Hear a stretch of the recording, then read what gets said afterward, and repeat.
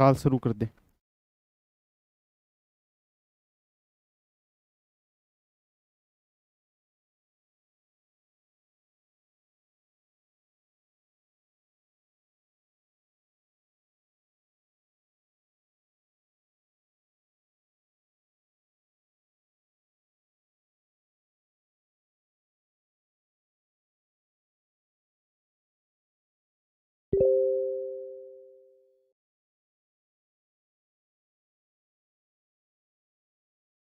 हाँ जी, नमस्कार दोस्तों। आप सभी का स्वागत है रोहित पाठशाला यूट्यूब चैनल पे। तो दोस्तों, आपको पता ही है डेली 9 बजे हमारी हमारी शिक्षण अभिरुचि की क्लास चलती है। तो उसी कड़ी में, उसी सीरीज में हमारी 8वीं क्लास है। आज अपन पढ़ेंगे। चलिए जुड़ जाइए जल्दी से, फिर अपन क्लास शुरू करते हैं। जल्दी से जुड़ जाइए।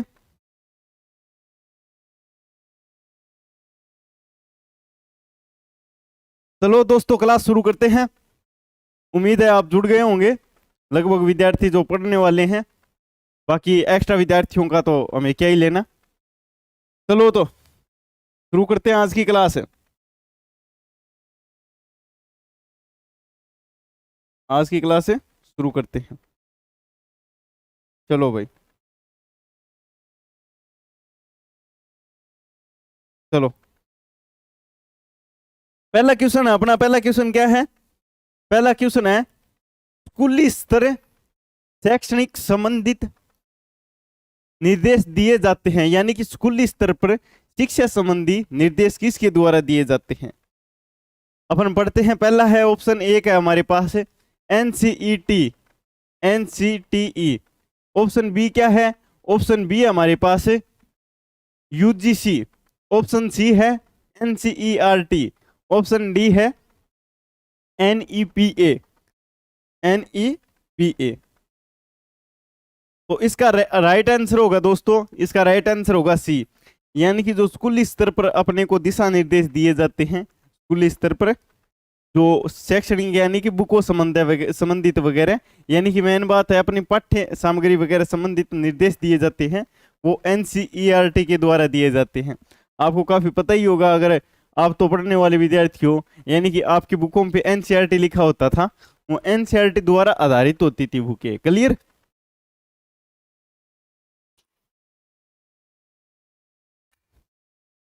चलो तो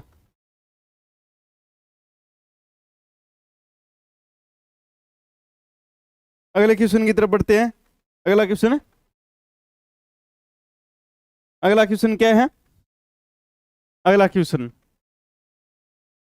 10+2 यानी कि 10+2+3 शिक्षण प्रणाली का सुझाव दीजिए। क्या दिया था शिक्षण पर? जो शिक्षण प्रणाली है कौन सी? 10+2+3, इसका सुझाव दिया था, किसके द्वारा दिया गया था? तो ऑप्शन ए है 1986 की शिक्षा नीति। ऑप्शन बी है कोठार कमीशन। ऑप्शन सी है मुदालियर कमीशन। ऑप्शन डी है राधाकृष्ण कमीशन। तो इसका राइट आंसर है, इसका राइट आंसर क्या होगा? इसका राइट आंसर होगा ए, यानी कि 1986 की जो शिक्षा नीति थी, 1986 की क्या थी? शिक्षा 1986 की शिक्षा नीति थी, 1986 की शिक्षा नीति थी। उसने क्या किया था? 10+2+3 यानी कि 10+2+3 ये व्यवस्था है, यानी कि फर्स्ट क्लास से 10 क्लास, उसके बाद 11 और 12th, और फर्स्ट ईयर, सेकेंड ईयर और फाइनल ईयर, यानी कि बीए के या बीएससी के तीनों ईयर, बीएससी या बीए के तीनों ईयर। ये व्यवस्था कब से शुरू की गई? तो ये व्यवस्था 1986 से शुरू की गई थी, 1986 की शिक्षा नीति के द्वारा। क्लियर? 1986 की शिक्षा नीति के द्वारा, 1986 की शिक्षा नीति के द्वारा। इसमें कुछ और गाइडेंस आई थी, दिशा निर्देश आए थे। क्या दिशा निर्देश आए थे? यानी कि जो प्राथमिक स्तर पर शिक्षा दी जाती है लगभग 14 वर्ष के बच्चों को, वो कंपल्सरी कर दी, कंपल्सरी कर दी। उसके अलावा माध्यमिक स्तर पर, क्या माध्यमिक माध्यमिक स्तर पर मैथ, और साइंस क्या कर दी, कंपल्सरी। मैथ प्लस साइंस क्या कर दी, कंपल्सरी कर दी। यानी कि पढ़नी पड़ेगी, 10वीं तक तो आपको मैथ साइंस पढ़नी पड़ेगी। आगे आप अपना ऑप्शनल चूज कर सकते हो, 11वीं क्लास में आप अपना ऑप्शनल चूज कर सकते हो। क्लियर? 11वीं क्लास में आप अपना ऑप्शनल चूज कर सकते हो। अगले क्वेश्चन की तरफ बढ़ते हैं। अगला क्वेश्चन क्या है, अगले क्वेश्चन की तरफ बढ़ते हैं। अगला क्वेश्चन है मानसिक स्वास्थ्य है, मानसिक स्वास्थ्य है, मेंटल हेल्थ। ऑप्शन ए देखते हैं, आवेश में आना, आवेश में आना। ऑप्शन बी क्या है, व्यक्तित्व का सुमेल से कार्य करना। अच्छा। ऑप्शन सी क्या है, नकारात्मक, नकारात्मक यानी कि नेगेटिव लक्षण, नकारात्मक लक्षण।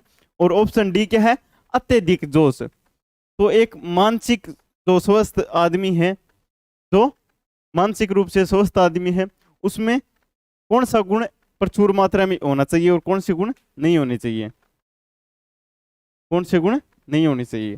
तो सबसे प्रचुर मात्रा में उसका गुण होना चाहिए बी, व्यक्तित्व का सुमेल से कार्य करना। क्लियर? यानी कि अगर मान लीजिए कोई व्यक्ति मानसिक रूप से स्वस्थ नहीं है तो उसमें नकारात्मक लक्षण आएंगे, अत्यधिक जोश आएगा, कोई कार्य करेगा, जैसे पढ़ाई कर रहा है, पढ़ाई कर रहा है तो एकदम ही उसमें जोश आ जाएगा कि आज तो भाई सारी बुक पढ़ देंगे, जितनी भी बुक है वो सारी पढ़ देंगे। अपने बीएसटीसी का एग्जाम आया है, बीएसटीसी के एग्जाम में जितने भी सब्जेक्ट है वो एक दिन में ही पढ़ देंगे। ये क्या है, अत्यधिक जोश। और एक होता है नकारात्मक लक्षण, नकारात्मक लक्षण यानी कि मुझसे कुछ नहीं होगा, मुझसे नहीं पढ़ा जाएगा, कितना भी मैं चाहे कितना भी पढ़ लूं मेरी याद नहीं होगा। ये क्या है, एक प्रकार से नकारात्मक लक्षण। आवेश, आवेश और जोश एक समान ही मान सकते हो, यानी कि आवेश आना, आवेश से समझ सकते हो गुस्सा वगैरह भी आना, या अत्यधिक जोश। क्लियर? आप हमारे कमेंट क्यों नहीं पढ़ते हो मिस्टर प्रकाश उड्डा, लेट हो गयो होगी। तो दोस्तों कमेंट थोड़े कम ही पढ़े तभी अच्छा है। चलो तो बीच बीच में पढ़ते रहूंगा कमेंट। क्लियर? अगले क्वेश्चन की तरफ बढ़ते हैं। अगला क्वेश्चन क्या है, एक व्यवसाय में सफल होने के लिए क्या आवश्यक है। एक व्यवसाय, मान लीजिए काम धंधो है, कोई भी काम धंधा, उसमें सफल होने के लिए क्या आवश्यक है, उसमें सफल होने के लिए क्या आवश्यक है। रतनलाल मीना गुरुजी कमेंट तो देखो ना, तो देख लिया रतन भाई। चलो, एक व्यवसाय है, कोई भी व्यवसाय है, क्या व्यवसाय है कोई भी, उसमें सफल होने के लिए, सफल होने के लिए क्या चीज आवश्यक है। व्यवसाय से आप समझ लो कोई भी नौकरी समझ लो, या पढ़ना सीख लो। पढ़ना भी आपका आज के टाइम पे एक व्यवसाय है। ठीक है, इससे पैसे नहीं आ रहे, लेकिन आपका चरित्र निर्माण, व्यक्तित्व निर्माण हो रहा है। कल को सैलरी भी आएगी, आप नौकरी वगैरह लगोगे तो आप बीएसटीसी क्लियर करके टीचर लगोगे। तो व्यवसाय सफल होने के पीछे क्या क्या चाहिए। ऑप्शन ए है शैली, ऑप्शन बी है प्रेरणा, सच्चाई तथा धैर्य, ऑप्शन सी है पैसे, और ऑप्शन डी दर्जा। तो इसका राइट आंसर क्या होगा, इसका राइट आंसर, इसका राइट आंसर होगा बी, प्रेरणा। प्रेरणा, कोई भी काम करने के लिए आपको एक प्रेरणा जरूरी है, कोई भी काम। उसके अलावा सच्चाई, नीयत साफ होनी चाहिए आपकी। ये नहीं कि अंदर तो आपके छल कपट भरा है और आप उसका नीयत साफ, यानी कार्य संबंधी आप कैसे नीयत साफ कह सकते हो। यानी कि कोई भी काम करो उसको अपना 100% दो, कोई भी कार्य करो उसको अपना 100% दो। जैसे जैसे आप आज पढ़ाई लगा लीजिए, अगर आप पढ़ाई भी कर रहे हो तो आप उसे 100% दो, एक दिन सक्सेस 100% मिलेगी। सक्सेस कोई बड़ी बात नहीं है, लेकिन उसके लिए धैर्य भी चाहिए। क्या चाहिए, धैर्य। यानी कि आपने पहला पेपर दिया उसमें पास नहीं हुए, दूसरा पेपर दिया उसमें पास नहीं हुए, तीसरा पेपर दिया उसमें पास। मैं तो उम्मीद करता हूँ आप पहले में पास हो जाओ, पर मान लीजिए तीसरा पेपर दिया उसमें पास नहीं हो, चौथा पेपर दिया उसमें पास नहीं हो, ऐसे 3 साल हो गए मान लीजिए, और आपने तो कहा भाई हमारा सिलेक्शन नहीं होगा, हम कितने ही पढ़ लो। लेकिन आप 3 साल बाद, जब 3 साल हो जाएंगे, मान लीजिए अगर 3 साल हो गए आपको तैयारी तैयारी करते हुए, और आप उस स्तर पर आके तैयारी छोड़ते हो, हमारी चोखी नहीं था, चोखो भाई चोखो, आप उस स्तर पर आके तैयारी छोड़ते हो, तो आपकी ये महामूर्खता है। कैसे? यानी कि आप नौकरी से कुछ ही कदम दूर हो, कुछ ही कदम दूर हो। यानी कि एक तो नया बच्चा तैयारी कर रहा है और एक आप हो, तो नए बच्चे की जगह आप कहीं दूर, नए बच्चे से कहीं आगे हो आप। जैसे समझ लीजिए आपा गांव वगैरह में कुंड खोदा, कुंड या कुआं खोदा, एक टाइप से कुएं खोदते हैं, तो कुएं पे अपने को पानी है, अपने पानी है 100 या 50 मीटर पे, मान लीजिए पानी है 50 मीटर पे, पानी है 50 मीटर पे, क्लियर? पानी 50 मीटर पे, अपन पहला कुआं खोदते हैं 10 मीटर, दूसरा कुआं खोदते हैं 20 मीटर, पानी नहीं निकला, तीसरा कुआं खोदते हैं, पानी है 50 मीटर पे, तीसरा कुआं खोदते हैं 30 मीटर, 30 मीटर, पानी नहीं निकला, चौथा कुआं खोदते हैं 40 मीटर, पानी नहीं निकला, पानी है 50 मीटर पे। ठीक अपन यहाँ पर आके थक हार के बैठ जाते हैं, और यहाँ पर भी, यहाँ पर 10 मीटर पे भी थक गए थे, यहाँ पर 20 मीटर पे, यहाँ पर 30 मीटर पे, और लास्ट में 40 मीटर पे आके थक जाते हैं। ये कितने हो गए? 10 20 30 30 30 60, यानी कि हमने टोटल 100 मीटर जमीन खोद दी, और पानी है 50 पे। अगर इसी को अपन 50 मीटर खोद देते, 50 मीटर खोद देते, तो ये एक्स्ट्रा 50 मीटर नहीं खोदना पड़ता था और पानी भी निकल जाता। यहाँ पर पानी भी नहीं निकला, कुएं से पानी भी नहीं निकला, और मेहनत की मेहनत लग गई। क्लियर?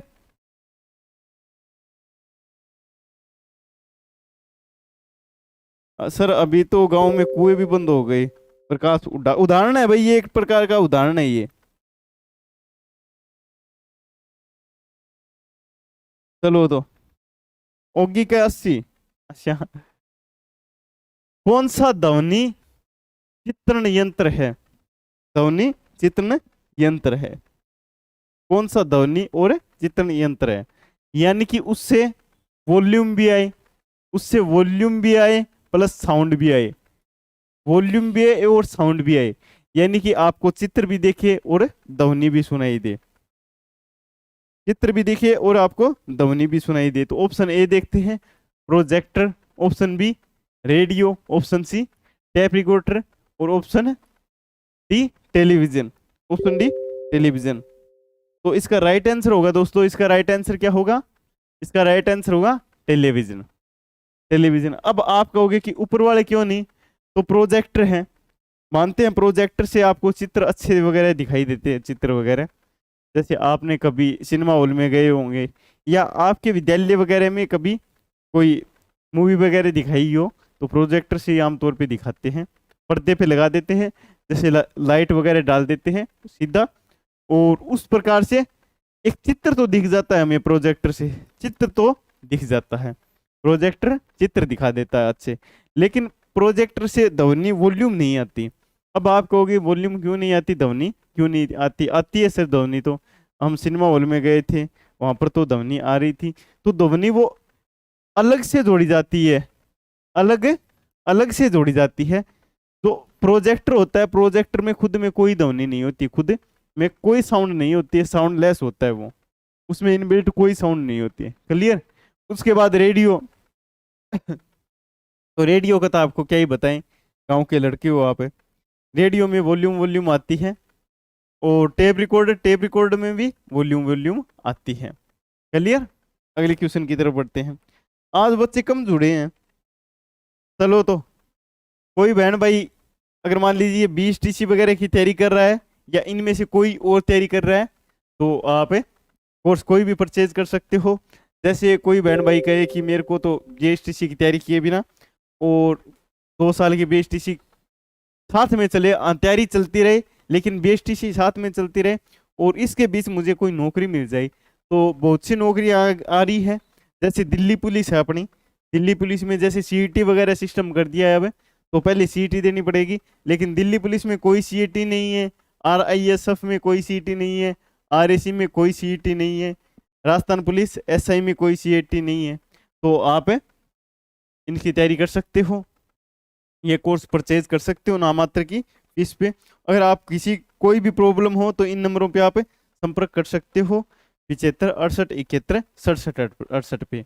और आप खुद से ये कोर्स परचेज करना चाहो तो अपनी पढ़ाई नाम से टेलीग्राम पे नहीं, अपनी पढ़ाई नाम से आप जैसे प्ले स्टोर पे जाके इसे डाउनलोड कर सकते हो। और एप्पल वालों के लिए ये वेबसाइट है, क्रोम पे खोल देना। क्लियर? अगले क्वेश्चन की तरफ बढ़ते हैं। अगला क्वेश्चन क्या है? हेलो सर, आज तो लेट हो गया। रोहित शर्मा, कोई बात नहीं भाई, क्लास पीछे कर देना, क्लास पीछे करके देख लेना। सर मेरा एसटी से, सर मैं एसटी से हूँ, मुझे कितने चाहिए? आप चाहिए एसटी से हो या एससी से हो या ओबीसी से हो, आपको टारगेट कितना रखना है? मान लीजिए एससी एसटी वालों को तो कितना रखना है? 400 प्लस का, 420 ही मान लीजिए, 420 का, 420 प्लस का। और औरों को कितना रखना है? 420 से 450 के मध्य, 420 से 450 के मध्य, ये टारगेट रखना है आपका। किसी भी कैटेगरी से हो, कोई फर्क नहीं पड़ता है। अगर आपके अच्छे नंबर होंगे, अच्छे अंक होंगे, तो आपको कॉलेज घर के पास मिल जाएगा, यानी कि जो पहला कॉलेज होगा आपके घर के पास है वही मिल जाएगा। क्लियर? सर जवाब दो, के जवाब दूं भाई? सर जवाब दो, RJ10 अक्षय जॉब न्यूज। चलो तो अगले क्वेश्चन की तरफ बढ़ते हैं। अगला क्वेश्चन क्या है? हर बच्चे को रचनात्मक बनाने के लिए जरूरी है, रचनात्मक से समझे नहीं, जैसे क्रिएटिव। 500 प्लस का टारगेट रख सकते हो, लेकिन मैं सभी बच्चों के लिए कह रहा हूँ, औसत बच्चों के लिए कह रहा हूँ। यानी किसी बच्चे को क्रिएटिव बनाने के लिए अपने को क्या चाहिए, क्या जरूरी है? क्रिएटिव समझे नहीं तो हर चीज मान लीजिए अच्छे तरीके से समझ सके। कोई भी कार्य करो, उस कार्य में परफेक्ट होने का तो अलग चीज है, परफेक्ट होना तो, लेकिन उस कार्य को अच्छे तरीके से समझ जाए, उस कार्य में घुल जाए, यानी क्रिएटिव। 360 डिग्री एंगल में उसकी जो मस्तिष्क है वो घूमना चाहिए, हर फील्ड में वो मजबूत हो। इसके लिए अपने को क्या जरूरी है? अटधर्मिता, ऑप्शन बी बिना डर का तथा सहयोगी वातावरण, ऑप्शन सी क्या है? अभिभावकों तथा शिक्षकों द्वारा हस्तक्षेप, ऑप्शन डी क्या है? अभिभावकों तथा शिक्षकों द्वारा कटाक्ष। तो इसके लिए कोई भी अगर बच्चे को क्रिएटिव बनाना चाहते हो, इसके लिए ऑप्शन बी बेटर है, बिना डर का तथा सहयोगी माहौल। पहला तो कोई माहौल में डर न हो, और ऊपर से क्या हो? सहयोगी माहौल हो। क्लियर? अगले क्वेश्चन की तरफ बढ़ते हैं। अगला क्वेश्चन क्या है? अगला क्वेश्चन संप्रेषण का अर्थ है। संप्रेषण से आप समझ सकते हो कम्युनिकेशन, यानी कि दो व्यक्तियों के मध्य संबंध है, एक गहरा संबंध हो दो व्यक्तियों के मध्य। यानी कि कैसे कोई भी व्यक्ति, एक व्यक्ति इस व्यक्ति से, ये मान लीजिए ए व्यक्ति बी व्यक्ति से और बी व्यक्ति ए व्यक्ति से कोई भी बात कहे, तो जो बात कहे वो एसटीज उसके पास पहुंच जानी चाहिए। वो क्या है? संप्रेषण है। वो क्या है? संप्रेषण। पटवारी के फॉर्म कब तक भरे जाएंगे? रीना कुंभावत का है। तो पटवारी के फॉर्म जल्दी, अपने को पीछे सूचना तो मिली थी, लेकिन उम्मीद है जल्दी शुरू हो जाएंगे, लगभग 1-1.5 महीने के अंदर पटवारी के फॉर्म अपने चालू हो जाएंगे, क्योंकि चुनावी वर्ष है, आपको पता ही है। और चुनावी वर्ष में सरकार बहुत सी वैकेंसी लेके आएगी, क्योंकि उन्हें भी अपना स्वार्थ है, अलग अलग अपना स्वार्थ होता है। तो इसका राइट आंसर क्या होगा? संप्रेषण का अर्थ है, तो ऑप्शन ए देखते हैं, यह उच्च वक्ता होना चाहिए, यह उच्च वक्ता होना चाहिए। ये उच्च है या अच्छा? अच्छा है। ये क्या होना चाहिए? अच्छा वक्ता, एक अच्छा वक्ता होना चाहिए। ऑप्शन बी क्या है? एक व्यक्ति की बात को उसी अर्थ व भाव में अन्य व्यक्ति तक पहुंचाना क्या है? संप्रेषण है। ऑप्शन बी क्या है? सदैव सहायक सामग्री द्वारा बात करना। ऑप्शन डी क्या है? एक व्यक्ति की बात को अन्य व्यक्ति तक पहुंचाना। तो संप्रेषण, सही संप्रेषण क्या है? तो संप्रेषण का सही है option B, option B right होगा। ऑप्शन बी में क्या है? एक व्यक्ति की बात है उसी अर्थ व भाव में अन्य व्यक्ति तक पहुंचाना क्या है? संप्रेषण है। संप्रेषण।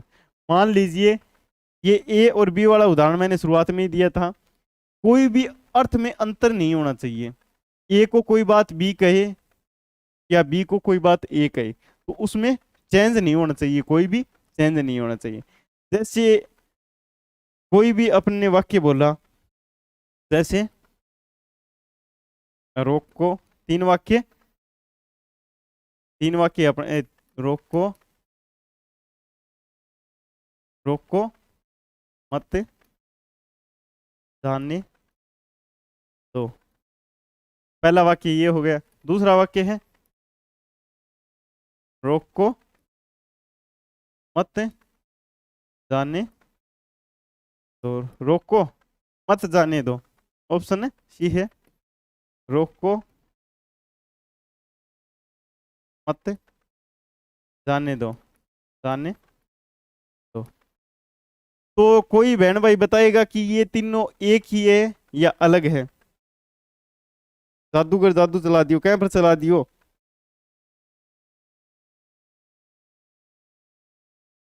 कि जिंदगी बड़ी हसीन है पर किसी हसीना के पीछे मत पड़ना, प्रकाश उड्डा। अच्छा, ये तीनों मैंने वाक्य लिखे हैं, तो इनका अर्थ अलग अलग है या एक है? आप कमेंट करके बताइए। आप एक बार इन्हें पढ़िए। पहला है रोक को मत जाने दो, दूसरा है रोक को मत जाने दो, तीसरा है रोक को मत जाने दो। एक भाई का है संतोष भाई कह रहे हैं अलग है, किरण कह रही है अलग है, किरण कह रही है अलग है। अच्छा,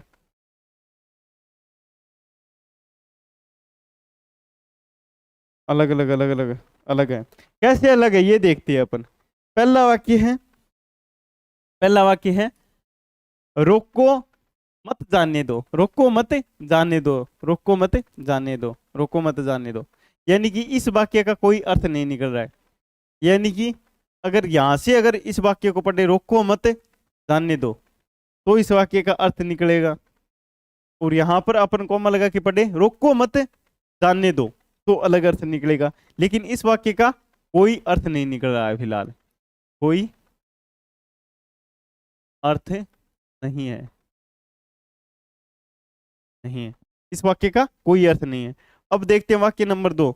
रोको मत जाने दो, यानी कि उसे रोको, मत जाने दो, रोको मत जाने दो। फाटक पे कोई गाड़ी खड़ी है, आगे ट्रेन आने वाली है, तो उस स्थिति में कहेंगे रोको मत जाने दो गाड़ी को, क्योंकि आगे ट्रेन आ रही है। तो ये अर्थपूर्ण वाक्य है। यानी कि यहाँ पर एक संप्रेषण का भाव चेंज हो गया। यहाँ पर तो भाव और था संप्रेषण का, कम्युनिकेशन का, और यहाँ पर भाव चेंज हो गया ना, रोको मत जाने दो। अगला है रोको मत, यानी कि गाड़ी को रोको मत जाने दो, गाड़ी को रोको मत जाने दो। यहाँ पर एक ही वाक्य के कितने भाव हो गए, एक ही वाक्य के कितने अर्थ हो गए। क्लियर? तो उम्मीद है आपको ये संप्रेषण समझ में आ गया होगा। संप्रेषण दो व्यक्तियों के मध्य कम्युनिकेशन है। ये एक अच्छा संप्रेषण नहीं है, यानी कि अपन तीनों वाक्यों में देखा, अच्छा संप्रेषण वही है जो बात को एक व्यक्ति से दूसरे व्यक्ति तक एक रो तरीके से पहुंचाए, यानी कि बात में बदलाव न हो, कुछ वाक्य में नहीं जुड़े नहीं घटे, एज इट इज वाक्य अगले के पास पहुंच जाए।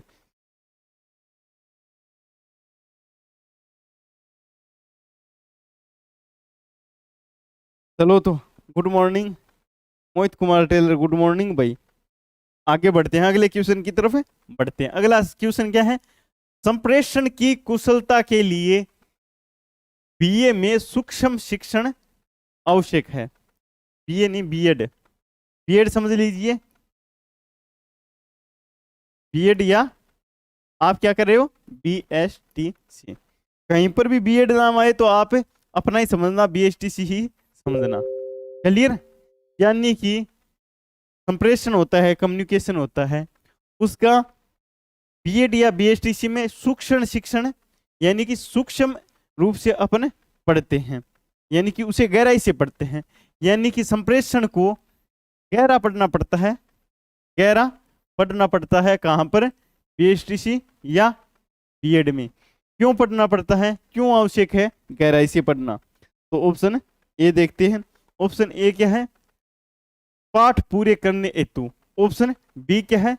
स्वयं के मूल्यांकन हेतु।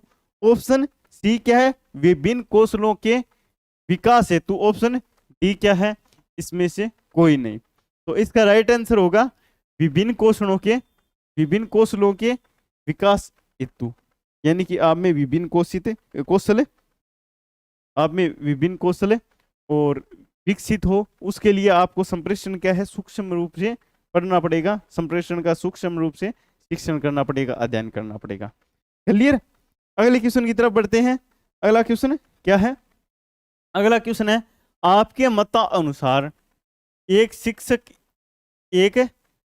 शिक्षक का मौलिक गुण है, यानी कि मूल गुण है, फंडामेंटल गुण है। कौन सा एक शिक्षक का आपके मत अनुसार इनमें से कौन सा गुण है? अंशमुख स्वभाव। ऑप्शन बी क्या है? आकर्षण, यानी कि आकर्षित वेशभूषा, एकदम टैन फैन खतरनाक वाली ड्रेस। ऑप्शन सी क्या है?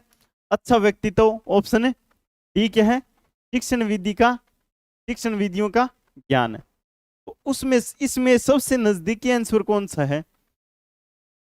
इसमें सबसे नजदीकी आंसर कौन सा है? कोई डी बता रहे हैं, कोई डी बता रहे हैं, कोई डी बता रहे हैं, डी बता रहे हैं। रीजनिंग और जीके की जल्दी क्लास लगाएंगे। डी बता रहे हैं, रोहित शर्मा डी बता रहे हैं, सोनी सिंह डी बता रहे हैं। तो इसका आपके अनुसार राइट आंसर कौन सा होना चाहिए? कुछ बच्चे सी बता रहे हैं, अच्छा व्यक्तित्व। कुछ बच्चे डी बता रहे हैं। अलग अलग मत है, अलग अलग। तो इसका राइट आंसर क्या होगा? इसका राइट आंसर, तो इसका राइट आंसर होगा दोस्तों, वैसे तो सभी है, अपन किसी को नकार नहीं सकते। वैसे तो क्या है, शिक्षण विधियों का भी ज्ञान आवश्यक है, हंसमुख स्वभाव भी होना चाहिए, अच्छा व्यक्तित्व भी होना चाहिए, आकर्षित वेशभूषा भी होनी चाहिए। लेकिन सबसे नजदीक कौन सा है? इसमें सबसे नजदीक कौन सा है? इसका राइट आंसर तो नहीं कह सकते, सभी नजदीकी है, लेकिन अपन एक मोटा मोटी मान सकते हैं, ये थोड़ा सा मोटा मोटी मान सकते हैं। यानी कि ऐसा क्वेश्चन आने की कम संभावना है, यानी कि इतना नजदीक क्वेश्चन आ जाता है। पहले तो आ जाता था, लेकिन आजकल एक ही ऑप्शन दे रहे हैं। आजकल क्या दे रहे हैं? एक ही ऑप्शन, तब आने की बहुत कम संभावना है। इसका राइट आंसर अपन डी भी कह सकते हैं, और अपन बी भी कह सकते हैं, अपन सी भी कह सकते हैं, अपन बी भी कह सकते हैं, ए बी सी डी कौन सा भी कह सकते हैं। लेकिन सबसे नजदीक आंसर कौन सा होता है? शिक्षण विधियों का ज्ञान, उसके बाद उसका स्वभाव कैसा हो, हंसमुख हो, अच्छा व्यक्तित्व हो, उसके बाद उसके आकर्षित वेशभूषा हो। क्लियर? आगे चलते हैं। आपकी कक्षा में यदि सभी विद्यार्थी सही जवाब नहीं दे रहे हैं तो आप क्या करेंगे? मान लीजिए आपने कोई लेसन पढ़ाया, कुछ पाठ वगैरह बच्चों को पढ़ाया, तो आपकी क्लास में बच्चे, लगभग बच्चे, एक दो को छोड़ के मान लीजिए आपकी क्लास में 50 बच्चे हैं, और 50 में से 5 बच्चे तो आंसर ठीक दे रहे हैं, लेकिन 45 बच्चे आंसर गलत दे रहे हैं। तो उस स्थिति में आपको क्या करना चाहिए? तो ये अपना ऑप्शंस में देखते हैं। ऑप्शन बी क्या है? ऑप्शन ए क्या है? उनको सजा देंगे। ऑप्शन बी क्या है? उनकी अवहेलना करेंगे। ऑप्शन सी क्या है? उनके माता पिता से शिकायत करेंगे। ऑप्शन डी क्या है? कक्षा में पाठ को दोहराएंगे।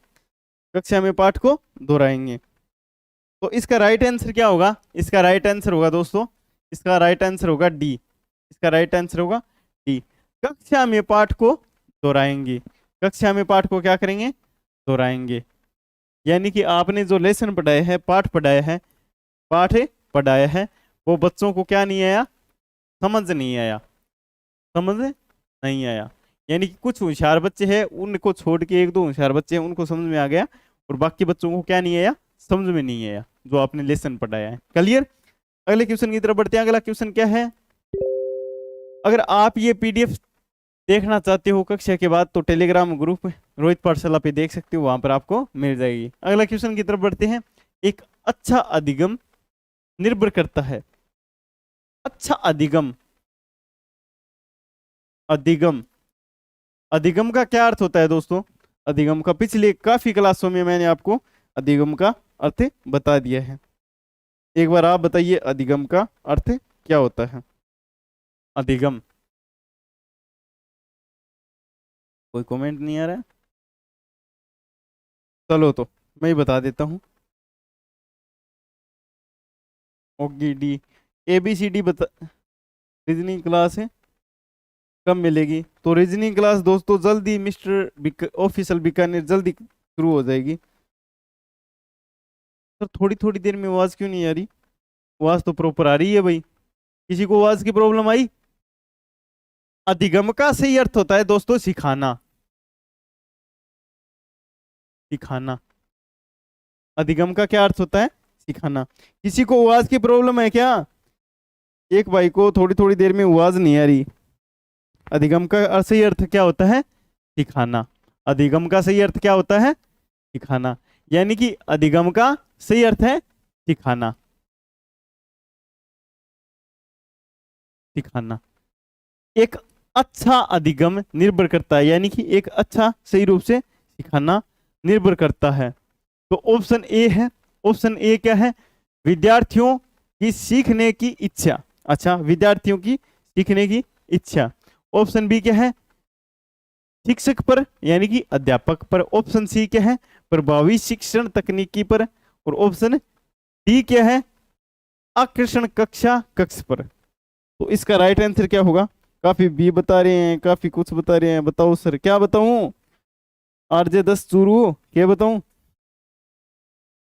इसका राइट आंसर होगा दोस्तों प्रभावी शिक्षण तकनीक पर। यानी कि एक अच्छा अधिगम निर्भर करता है किस पर करता है? प्रभावी शिक्षण तकनीक पर। यानी कि दोस्तों क्या कमेंट कर रहे हो बच्चे? No sir, no sir. बताओ सर जी क्या बताएं? चलो तो एक अच्छा अधिगम किस पर निर्भर करता है? प्रभावी शिक्षण तकनीकी पे। अगर एक टीचर के पास प्रभावी शिक्षण तकनीकी होगी तो क्लास का सबसे कमजोर बच्चा उस तकनीकी से क्लास का सबसे कमजोर बच्चा, कमजोर बच्चा और क्लास का सबसे होशियार या अच्छा बच्चा, अच्छा बच्चा उस टीचर का पढ़ाया समझ सकते हैं, उस टीचर का पढ़ाया हुआ समझ में आ जाता है। यानी कि वो कोई भी बात हो, कोई भी लेसन हो, उसे सर जी आपके क्या हाल है? हाल तो बढ़िया है। यानी कि कोई भी एक अच्छा टीचर हो तो उसके पास एक ऐसा कौशल होना चाहिए, यानी कि एक ऐसी शिक्षण विद्या होनी चाहिए पढ़ाने की, ऐसी कला होनी चाहिए जिससे वो क्लास के कमजोर बच्चों और होशियार बच्चों को एक साथ बैठाकर पढ़ा सकता है। ऐसी विद्या होनी चाहिए। क्लियर? आगे बढ़ते हैं, आगे बढ़ते हैं। पुलिस फॉर्म की डेट, पुलिस फॉर्म की डेट पूछ रहा है भाई, तो पुलिस फॉर्म की डेट अभी आई नहीं, जैसे आएगी बता दूंगा मैं। Clear? Good morning sir Kuldeep Saini. Comment थोड़े कम कर दो, अब पढ़ाई की तरफ चलते हैं। अच्छा नेतृत्व के, अच्छे नेतृत्व के गुणों के विकास हेतु श्रेष्ठ माध्यम है। अच्छा नेतृत्व, अच्छा नेतृत्व यानी कि एक प्रकार से समझ सकते हो आप गुड लीडरशिप, गुड लीडरशिप। अच्छे नेतृत्व के लिए, अच्छे नेतृत्व के विकास हेतु श्रेष्ठ माध्यम है, यानी कि कुछ माध्यम दिए गए हैं नीचे, उनमें से श्रेष्ठ माध्यम पूछ रहा है, उनमें से श्रेष्ठ माध्यम पूछ रहा है। पीएसटीसी फॉर्म, परीक्षा, पीएसटीसी फॉर्म भर दिया लेकिन परीक्षा, परीक्षा कब होगी? मिस्टर प्रकाश हुड्डा कह रहा है। तो बच्चे कह रहे हैं कि बीएसटीसी का फॉर्म भर दिया, पेपर कब होगा, पेपर कब होगा? मान लीजिए आपका पेपर कल है, आप तैयार तो हो क्या? आप 700 में से 500 या 450 प्लस स्कोर कर सकते हो क्या? ये बताइए आप। पेपर तो हो जाएगा, पेपर का क्या है, पेपर तो एक दिन होना ही है, पक्का होना है। लेकिन आप तैयार तो हो क्या? पहले खुद को तैयार करो, यानी कि ऐसा तैयार करो कि अपने को कल ही बीएसटीसी का पेपर दे और अपन कल ही फोड़ दे उस पेपर में, उस पेपर में 450 प्लस स्कोर कर लें या फिर 500 प्लस स्कोर कर लें। ऐसी तैयारी हो ना, तब ऐसे क्वेश्चन पूछे जाते हैं कि भाई मेरी तैयारी तो बहुत अच्छी हो गई है, तैयारी तो बहुत अच्छी हो गई है मेरी, लेकिन पेपर नहीं हुआ। लेकिन आज आपकी तैयारी है ही नहीं, कुछ नॉर्मल नॉर्मल क्वेश्चन पूछ रहा हूँ, वो भी क्वेश्चन कुछ बच्चे गलत बता रहे हैं, कुछ बच्चे क्या ही बता रहे हैं, कुछ बच्चे क्या ही बता रहे हैं। तो एक स्ट्रिक्ट तैयारी करो, आपकी खतरनाक वाली तैयारी होगी तो पेपर तो ऑटोमेटिक ही हो जाएगा, पेपर आज नहीं तो कल तो होगा। नहीं है सर? चलो, श्रेष्ठ माध्यम पूछा है अच्छे नेतृत्व के विकास हेतु, तो ऑप्शन ए है विद्यालय, ऑप्शन बी है खेल क्षेत्र, ऑप्शन सी है खेल का मैदान या खेल क्षेत्र, ऑप्शन सी है घर, या ऑप्शन डी है इनमें से कोई नहीं। हाँ गुरुजी, रतनलाल मीणा। चलो, तो इसका राइट आंसर क्या होगा?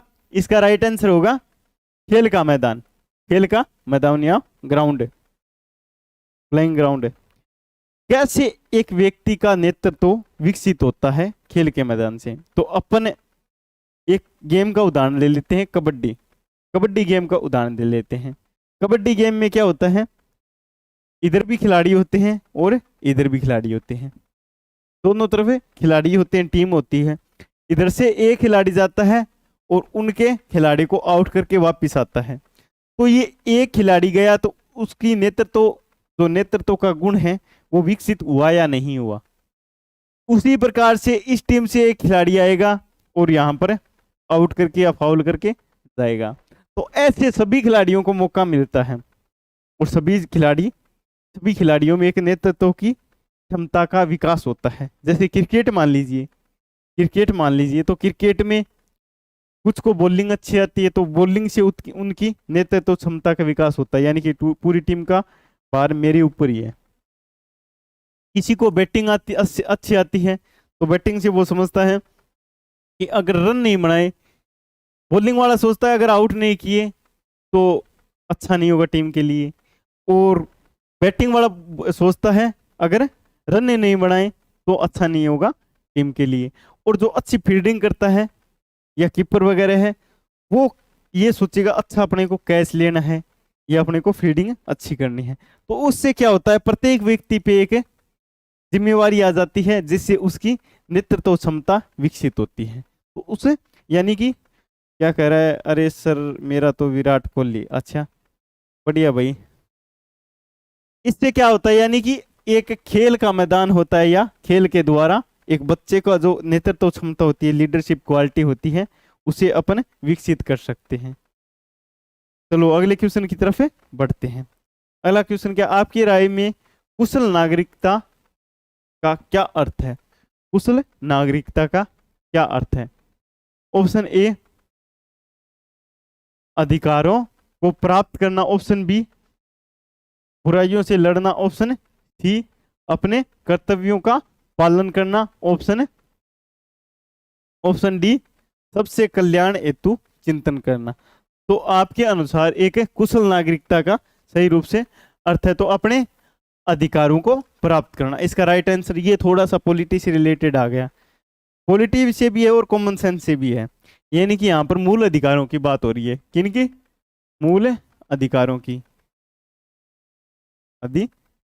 की, वैसे कहे तो फंडामेंटल राइट्स, मूल अधिकार, मूल फंडामेंटल या मौलिक अधिकार। अनुच्छेद 12 से अनुच्छेद 35 तक है ये फंडामेंटल राइट्स। यानी कि प्रत्येक व्यक्ति इन फंडामेंटल राइट्स में या मूल अधिकारों में क्या होता है, प्रत्येक व्यक्ति के लिए लिखा होता है, यानी कि भारत के नागरिक होने के माध्यम या दायित्व से, यानी कि भारत का नागरिक है तो भारत के नागरिक के पास कुछ अधिकार होने चाहिए, जैसे स्वस्थ पानी पीने का अधिकार, स्वस्थ हवा का अधिकार, अलग अलग जगह विचरण करने का अधिकार, जीने का अधिकार, वो भी गरिमापूर्ण जीने का अधिकार, छुआछूत नहीं होनी चाहिए उसके साथ, किसी प्रकार का मतभेद नहीं होना चाहिए। भारत का नागरिक, सारे भारत के नागरिक संविधान के रूप में एक है। क्लियर? संविधान 12 से 35 लिखा है। संविधान क्या कहता है, भारत के नागरिक या तो वो पैसे वाला हो या वो गरीब हो, इससे कोई अंतर नहीं देखता, वो भारत का नागरिक है, इसलिए उसे कुछ अधिकार मिले हैं। क्लियर? चलो अगला क्वेश्चन देखते हैं।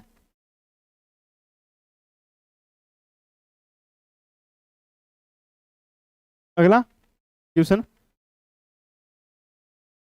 अगला क्वेश्चन, आपकी राय में एक अच्छे शिक्षक के लिए क्या आवश्यक है? आपकी राय में एक अच्छे शिक्षक के लिए क्या आवश्यक है?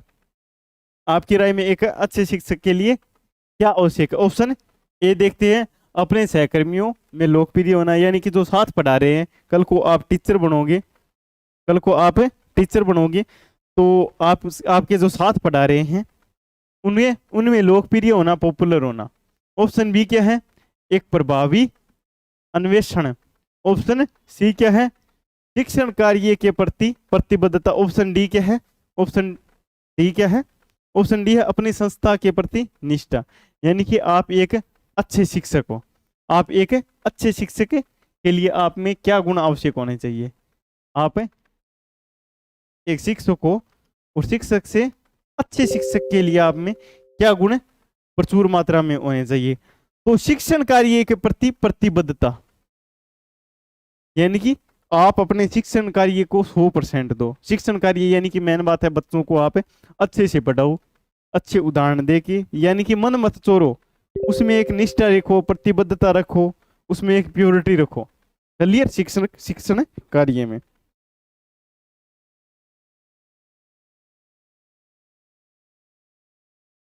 चलो तो अगले क्वेश्चन की तरफ बढ़ते हैं। ओगी कमेंट बहुत करे भाई, अगले क्वेश्चन की तरफ बढ़ते हैं। स्थायी और अच्छे सामाजिक संबंधों हेतु अपेक्षित है।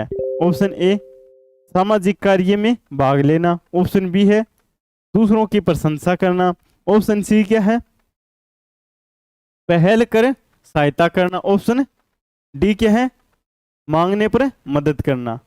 यानी कि स्थायी और अच्छे सामाजिक संबंधों के लिए क्या जरूरी है? क्या जरूरी है स्थायी और अच्छे सामाजिक संबंधों के लिए? तो इसका राइट आंसर होगा सी, पहल कर सहायता करना। पहल कर सहायता करना। चलो तो आगे आ गए अपने, ये अपने शिक्षण अभिरुचि के क्वेश्चन कंप्लीट कर लिए। आगे अब आदत पड़ गई है, किसकी आदत पड़ गई है? सॉरी सर, आदत पड़ गई है। आदत कौन है? कुछ माद गए और सुधार करें आदत में। चलो तो अब आप कॉपी पेन निकाल लीजिए। अब अपन पढ़ेंगे हिंदी। अब अपन क्या पढ़ेंगे? कॉपी पेन निकाल लिए जल्दी से, इतनी देर में पानी पी लेता हूँ।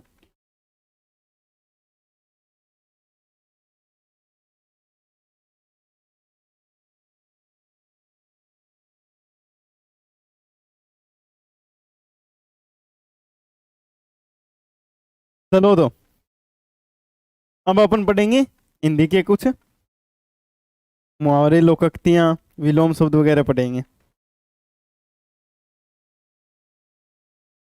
चलो पहला मुहावरा लिखो, आकाश के तारे। आकाश के तारे, आकाश के तारे। अब नोट्स नोट करो इसे, आकाश के तारे। सर फर्स्ट अटेम्प्ट बड़ा रहा, क्लियर कर दूं। बढ़िया है, क्लियर कर दी, कर दे। मिस्टर प्रकाश उड्डा, बोतल तो अच्छी, बोतल पर ही ध्यान रखिए। चलो तो अब हिंदी कुछ मुहावरे लोकोक्तियां कर लेते हैं। आकाश के तारे, असंभव कार्य को संभव अंजाम देना। यानी कि बहुत सी असंभव कार्य है जो किसी से होना ही है, यानी कि आकाश के तारे के समान है। आकाश का तारा अपने लिए आज असंभव ही है। वैज्ञानिक तो कहीं ना कहीं जा रहे हैं, लेकिन अपने लिए आज क्या है? असंभव है। यानी कि असंभव कार्य को क्या कर देना? असंभव कार्य को अंजाम देना, यानी कि एक प्रकार से असंभव कार्य कर देना। ऑप्शन ऑप्शन कह रहा हूं। अगला क्या है? अगला मुहावरा क्या है? आड़े आना, बाधक बनना। यानी कि कोई भी कार्य है उसमें बीच में आड़े आना, यानी कि बाधक बनना। जैसे जैसे आप स्कूल जा रहे हो और बरसात हो गई तो आपकी गली में पानी भर गया है और आप स्कूल नहीं जा सकते। तो पानी क्या आ गया है? आपके आड़े आ गया है, स्कूल जाने के आड़े आ गया है, बीच में बाधक बन गया है। क्लियर? उम्मीद आप साथ के साथ पढ़ रहे हो। अच्छा, लिख रहे हो साथ के साथ में। ले भाई, स्क्रीनशॉट ले लेना बाद में।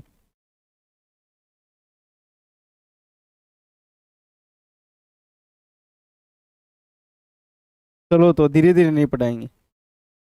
अगला है चट मंगनी पट ब्याह। अगला क्या है? चट मंगनी पट ब्याह। अगली लोकोक्ति है चट मंगनी पट ब्याह। सर मैं रोज लिखता हूँ आपकी क्लास, तो आप अपना रजिस्टर संभाल के देखो। 8 क्लासों में लगभग 15-16 पेज हो चुके हैं। 15-16 नहीं तो 10-12 तो पेज हो ही चुके हैं। आपके पास कितना कंटेंट इकट्ठा हो गया। धीरे धीरे याद होंगे, एक साथ याद नहीं होंगे। थोड़े थोड़े रोज याद करोगे तो एक दिन बहुत सारे याद हो जाएंगे। यानी कि चट मंगनी पट ब्याह, तुरंत कार्य संपादित करना, यानी कि कोई भी कार्य हो जल्दी से करना। यानी कि कहते हैं चट मंगनी, यानी कि हाथों हाथी मंगनी, हाथों हाथी रिश्तो और हाथों हाथी ब्याह। क्लियर?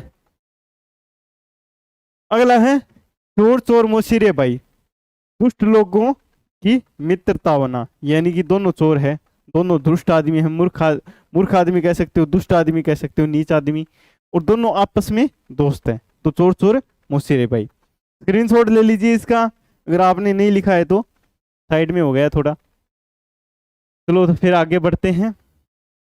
अगली स्लाइड पे स्क्रीनशॉट ले लिया, उम्मीद आपने लिख ली होगी। मैं धीरे धीरे पढ़ा रहा हूँ। क्या कह रहा है सर? आप आडे आ रहे हो? नहीं आ रहा, साइड में हो गया। अंकित नागर कह मस्त क्लास है। चलो अगली स्लाइड की तरफ बढ़ते हैं। अगली स्लाइड क्या है? तप करने वाला, यानी वाक्यांश। वाक्यांश मैंने बताया था बड़ा वाक्य होता है, उसे समेट के छोटा सा वाक्य के रूप में प्रस्तुत करते हैं। तप करने वाला तपस्वी। तप करने वाला कौन हो गया? तपस्वी। जिस पुत्र को गोद लिया है, गोद लिया हो, यानी कि गोद लिया पुत्र क्या होता है? दत्तक। क्या होता है? दत्तक। अब आगे कुछ पर्यायवाची शब्द। श्रवण। श्रवण का क्या होता है? श्रवण का क्या होता है? कनक, कुंदन, हेम, सुवर्ण, कंचन, सोना, हिरण्य। क्या होता है? कनक, कुंदन, हेम, सुवर्ण, कंचन, सोना, हिरण्य। क्लियर? सूर्य का देखते हैं। सूर्य क्या होगा? रवि, भानु, दिनकर, सविता, दिवाकर। रवि, भानु, दिनकर, सविता, दिवाकर। चलो अब देखते हैं कुछ विलोम शब्द। क्या है? सवाई गोदारा कह रोहित सर की क्लास लगाओ। लगाएंगे, जल्दी लगाएंगे।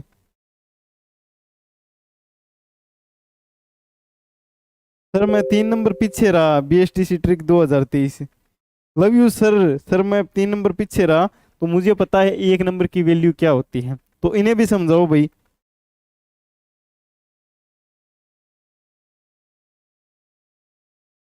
चलो तो आगे बढ़ते हैं।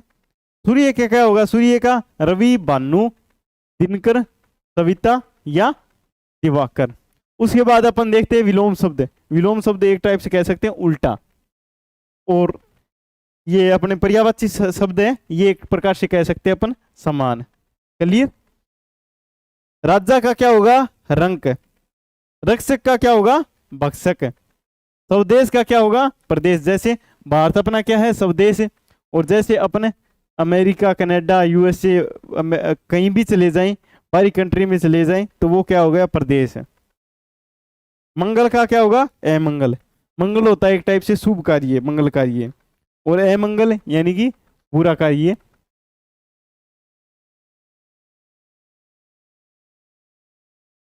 कंप्यूटर वाली बुक कैसे खरीदें? कंप्यूटर वाली बुक कैसे खरीदें? तो दोस्तों आप इन नंबरों पे संपर्क कर सकते हो। अगर आपको कोई भी क्वेश्चन हो तो इन नंबरों पे 7568 71 67 68, यहाँ पर लिख देता हूँ। 75 75 68 75 68 71 67 68। इन नंबरों पे आप क्या कर सकते हो? कॉल कर सकते हो, कॉल कर सकते हो। क्लियर? अगर अगर किसी भाई बहन का कोई सवाल हो तो कमेंट कर दीजिए, रिप्लाई दे देंगे। अब लास्ट, अपनी क्लास लास्ट में आ चुकी है। और एक काम करो, जिस भाई बहन ने अभी तक लाइक नहीं किया है वो एक लाइक तो कर दो, जितने भी भाई बहन जुड़े हैं वो एक लाइक कर दो। उसके बाद अपने क्लास को विराम करते हैं। किसी का कोई सवाल हो तो पूछ लो अभी, कोई बुक से रिलेटेड या कोई और डाउट हो, कोई कोर्स से रिलेटेड संबंधित है। किसी का कोई डाउट नहीं है? किसी का कोई डाउट नहीं है क्या? कंप्यूटर वाली बुक के लिए बता दिया है। लाइक कर दो वीडियो पे। मारो एक सवाल है, ओगी बोल थारो के सवाल है। चलो तो क्लास को अपन विराम करते हैं, क्लास का समापन कर सकते करते हैं। कर दिया BSTC 2022 वाला पेपर भेजना। चलो BSTC 2022 वाला पेपर मैं और टेलीग्राम रोहित पाठशाला पे अपलोड कर दूंगा। क्लियर? LDC 12वीं बेस वाली वैकेंसी कब निकलेगी? तो जल्दी वैकेंसी सारी जल्दी देखने को मिलेगी अपने को। चलो तो किसी का कोई डाउट नहीं है? किसी का कोई डाउट नहीं है क्या? चलो तो एक बार लाइक जरूर कर दो। टेलीग्राम है तो टेलीग्राम का नाम है रोहित पाठशाला है, इस नाम से है टेलीग्राम रोहित पाठशाला। जिस नाम से चैनल है अपना, जैसे आप लिखोगे रोहित, रोहित आगे लिख लेना पाठशाला, रोहित पाठशाला। क्लियर?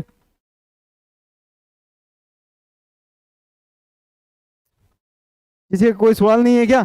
ठीक, तो अपन क्लास को यहीं पर विराम करते हैं। चलो तो